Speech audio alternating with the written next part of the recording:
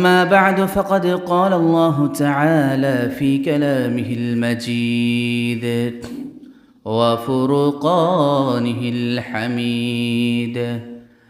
أعوذ بالله من الشيطان الرجيم.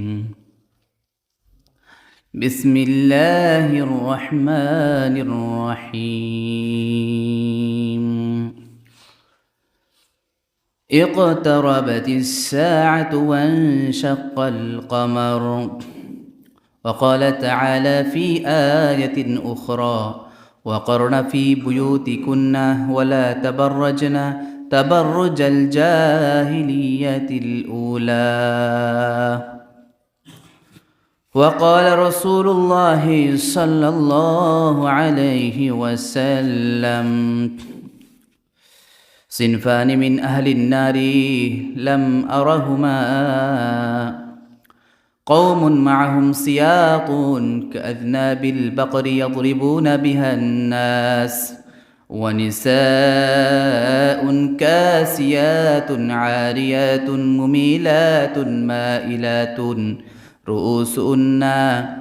رؤوسهن كأسنمة البخت المائلة، لا يدخلن الجنة ولا يجدن ريحها، وإن ريحها ليوجد من مسيرة كذا وكذا. صدق الله العظيم وصدق رسوله النبي الكريم. আলহামদুলিল্লাহ, মহান আল্লাহ পাকের দরবারে লাখ কোটি শুকরিয়া যে আল্লাহ পাক রব্বুল আলামিন আমাদেরকে দয়া করে আল্লাহর পবিত্র ঘর মসজিদে পবিত্র সলাতুল জুমা আদায় করার জন্য আসার তৌফিক দান করেছেন। এই জন্য আল্লাহ পাকের দরবারে দিল থেকে শুকরিয়া আদায় করি, বলি আলহামদুলিল্লাহ। সম্মানিত মুসল্লিয়ানে কেরাম, আমরা ধারাবাহিকভাবে কিয়ামতের আলামত সম্পর্কে আলোচনা শুনতেছিলাম। আজকের আলোচনা কিয়ামতের আলামত, আলোচনা পর্ব 7।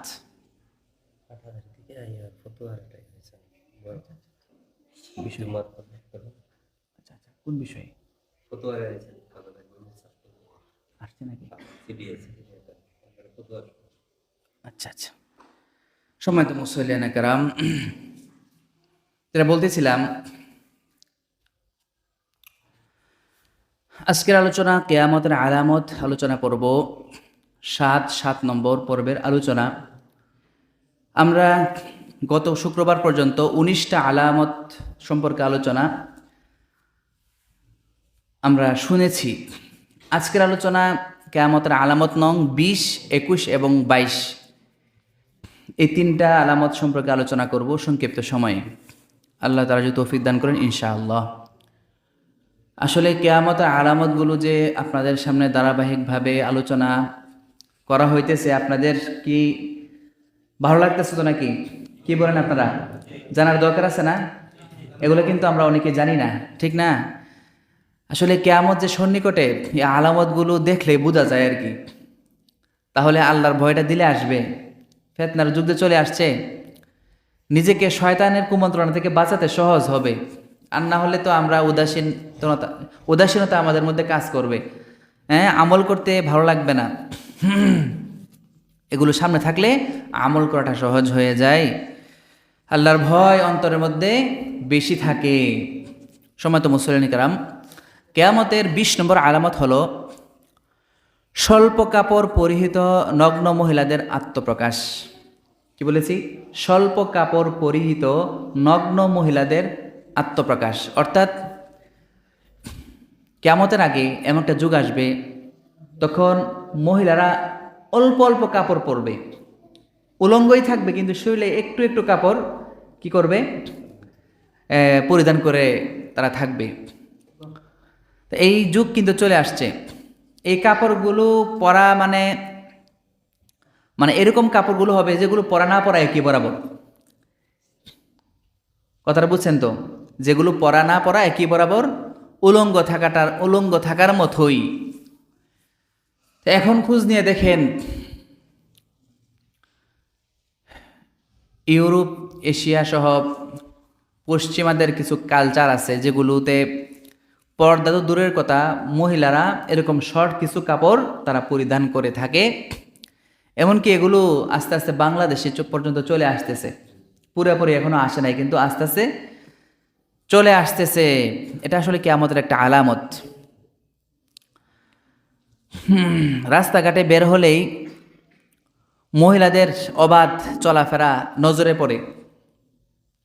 আস্তে আস্তে ঢাকা, চট্টগ্রাম সহ বিভিন্ন জায়গায় সেই বিদেশি কালচার পরিবেশগুলো ঢুকে যাচ্ছে। আমাদের ধরেন গ্রামগঞ্জের পরিবেশগুলো মোটামুটি তুলনামূলক ভালো আছে, কিন্তু যত শহরের দিকে যাবেন তত দেখবেন যে পরিবেশ সম্পূর্ণ পরিবর্তন, চেঞ্জ। আসলে কিয়ামতের একটা আলামত। সম্মানিত মুসলিম কারাম, এই বিষয়ে রাসূলুল্লাহ সাল্লাল্লাহু আলাইহি ওয়াসাল্লাম মুসলিম শরীফের হাদিসে বলতেছেন, قال رسول الله صلى الله عليه وسلم صنفان من أهل النار لم أرهما। দুই প্রকারের জাহান্নামী আছে যাদেরকে আমি দেখি নাই, মানে নবীর যুগে ছিল না। নবী বলতেছেন দুই প্রকারের জাহান্নামী আছে যাদেরকে আমি কি করি নাই, দেখি নাই, আমি এই পর্যন্ত দেখি নাই। নবী বলতেছেন, এক নম্বর, কওমুন মাআহুম সিয়াতুন কাআযনাবিল বাকরি। এমন কিছু সম্প্রদায় আসবে যারা গরুর লেজের মতো চাবুক দিয়ে ইয়াদরিবুনা বিহান নাস, মানুষকে প্রহার করতে থাকবে। বর্তমান এমন একটা পরিবেশ দেখেন, এর দ্বারা উদ্দেশ্য জুলুম করা, আর কি মানুষকে জুলুম করবে বেশি। বর্তমান দেখেন যাদের টাকা পয়সা বেশি তারা গরিবদেরকে জুলুম করতেছে, গরিবদেরকে যেভাবে পারতে ঠকাইতেছে, বিভিন্নভাবে নির্যাতন করতেছে। হ্যাঁ, এই যুগ কিন্তু আগে ছিল না। এই জুলুমে জালেমদের পরিবেশ ব্যাপকভাবে শেষ জমানায় ছড়িয়ে পড়বে, এটাও কিন্তু আমরা দেখতে পাচ্ছি। দুই নম্বর প্রকার, ওয়ানিসাউন কাসিয়াতুন আরিয়াতুন মুমিলাতুন মাইলাত। এবং এমন কিছু মহিলা হবে, দুই নম্বর প্রকার, এমন কিছু মহিলা হবে যারা কাপড় পরিহিত থাকবে কিন্তু উলঙ্গ থাকবে, মানে কাপড় পরিহিত অবস্থায়ও তাদেরকে উলঙ্গ হিসেবে গণ্য করা হবে। মুমিলাতুন, তারা নিজেরা ওই কাপড়গুলোর প্রতি আকৃষ্ট হবে। মা ইলাতুন, এবং অন্যকে, পরপুরুষকে আকৃষ্ট করবে। ওই কাপড়গুলো পরার মাধ্যমে অন্যকে তার প্রতি কি করবে, আকৃষ্ট করতে থাকবে ওই মহিলারা।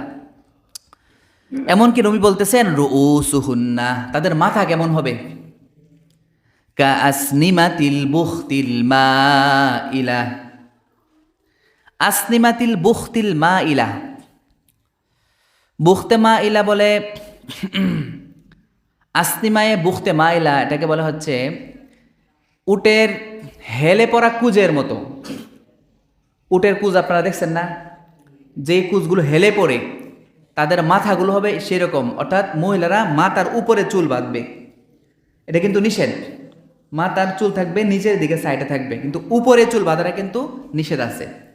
হ্যাঁ, তো মহিলারা কি করবে, মাথার উপরে চুল বেঁধে তারা ঘোরাফেরা করবে, তাদের মাথাগুলো দেখা যাবে হেলে পড়া উটের কুজের মতো।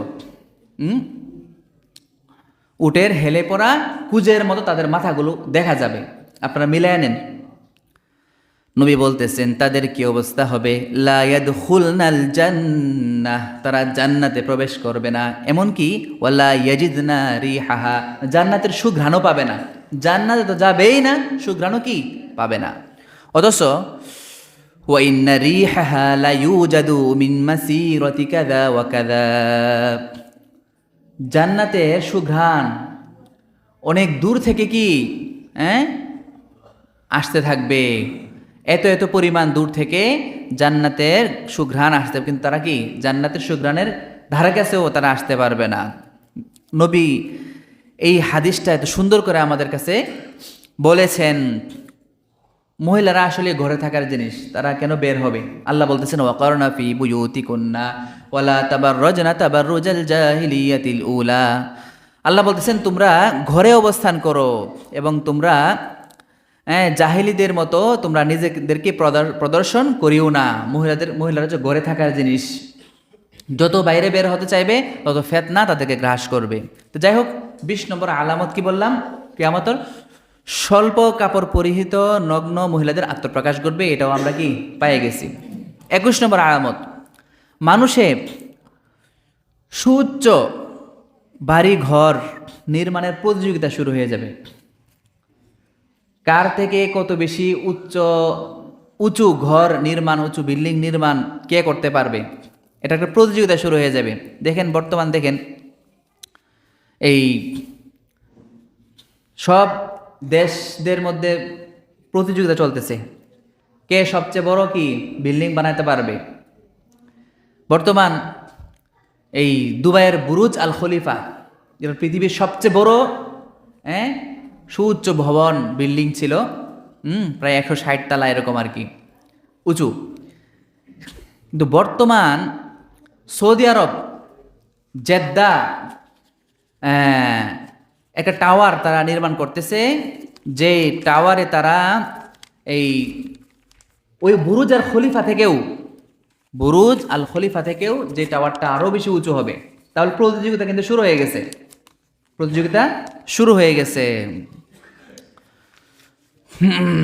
সময় তো মুসল্লিনে কেরাম, তাহলে আমরা এই বিষয়ে একটা হাদিস শুনি, মুসলিম শরীফের হাদিস। নবী বলতেছেন ওয়ান তারাল হুফাতাল উরাতাল আলাতা রিআ আশ-শাই ইয়াতাতাওয়ালুনা ফিল বুনিয়ান। নবী বলতেছেন তোমরা নগ্ন দেহ এবং নগ্ন পাওয়ালা রাখালরা তোমরা তাদেরকে দেখতে পাবে, তারা এই উঁচু উঁচু বিল্ডিং বানানোর জন্য প্রতিযোগিতা চালিয়ে যাবে। দেখেন আরবের লোকরা কিন্তু আগে রাখালই ছিল, এক সময় রাখালগিরি করতো, তারা পরস্পরে আল্লাহ তাদের ধন সম্পদ এরকম বৃদ্ধি করে দিয়েছেন, তারা হঠাৎ করে বড়লোক হয়ে আস্তে আস্তে কি প্রতিযোগিতা শুরু করে দিয়েছে। তাহলে 20 নম্বর কি পাইলাম আলামত? সুউচ্চ ঘরবাড়ি নির্মাণের প্রতিযোগিতা শুরু হয়ে যাবে, এটাও আমরা পেয়ে গেছি। 22 নম্বর, 21 নম্বর এটা গেল। 22 নম্বর এটা হলো ব্যক্তি বিশেষ সালাম প্রদান। মানুষ পরিচিত ব্যক্তিদের কাছে সালামকে সীমাবদ্ধ করে ফেলবে। আমভাবে আমরা সালাম দেওয়া থেকে মানুষ বিরত থাকবে। সালাম কিন্তু মুসলমানের ভাই, একজন মুসলমান একজন সালামকে সালাম দিবে, পরিচিত হোক অপরিচিত হোক সবাই কিন্তু কি করতে হবে? সালাম দিতে হবে। কিন্তু কিয়ামতের আগে এমন একটা সময় আসবে যখন মানুষ সালামকে কমিয়ে দিবে, পরিচিত মানুষ ছাড়া অন্য কাউকে সালাম দিবে না। দেখেন না, রিক্সাওয়ালা কিন্তু মুসলমান, কিন্তু রিক্সাওয়ালাদেরকে কেউ সবাই সালাম দেয় বলেন? দেয় না। কুলি, তারপরে ধরেন নিম্ন শ্রেণীর যারা কাজকর্ম করে তারাও তো আমাদের মতো মানুষ, কিন্তু তাদেরকে কি সালাম কিন্তু কেউ দেয় না, তারা সালাম পায় না। আপনি তারা সালাম করে অনেক সুন্দর করে জবাবটা নেবে, দেখবেন সুন্দর করে আমাকে সালাম দিছে কেন, এত সুন্দর খুশি হবে কেন?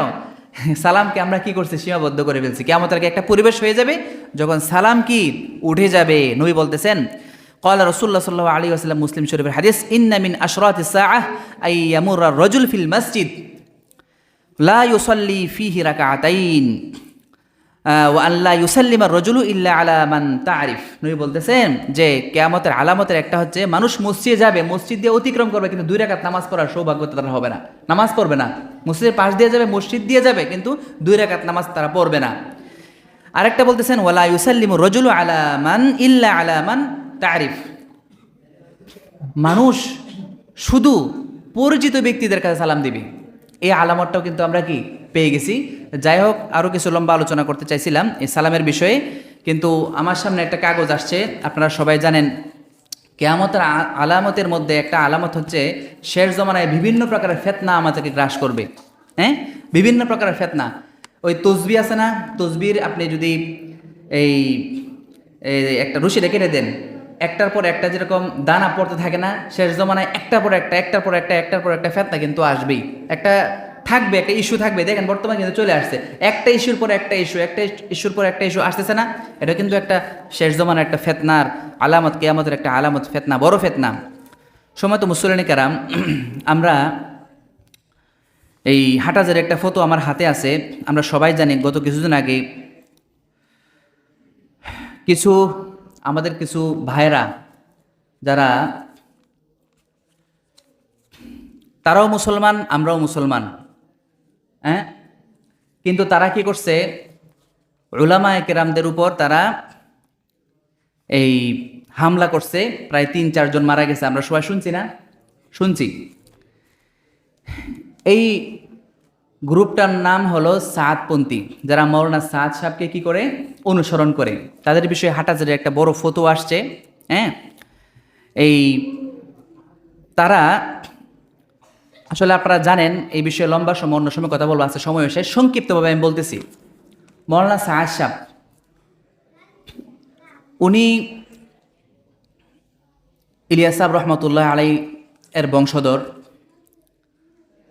তাবলিগের কাজ ইলিয়াস সাহেব রহমতুল্লাহ আলাই থেকে শুরু হয়েছে।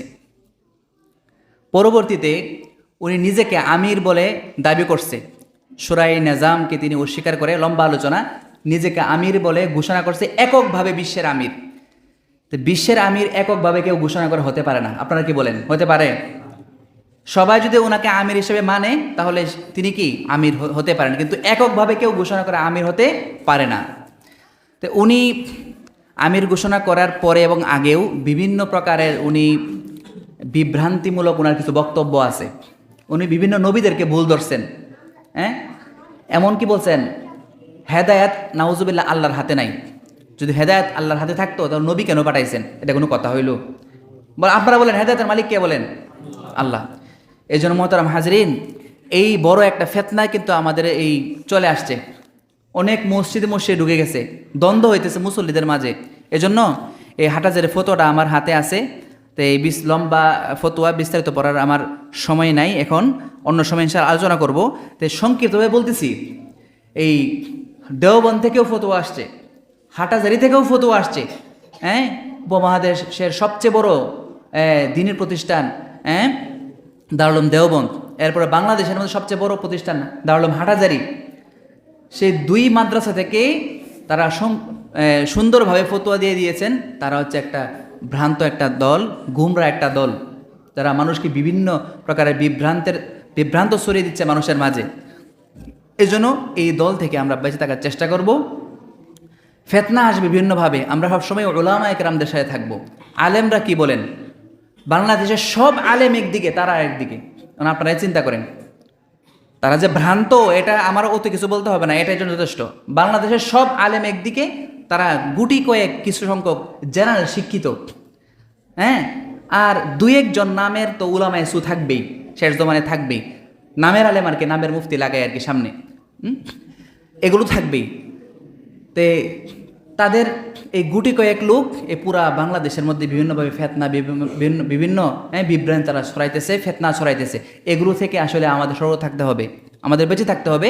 আল্লাহ তাআলা আমাদের সবাইকে সঠিকভাবে বুঝা এবং আমল করার তৌফিক দান করুন। ওয়া আখিরু দাওয়ানা আলহামদুলিল্লাহি রাব্বিল আলামিন। যারা সুন্নাত পড়েন সুন্নাত পড়েন।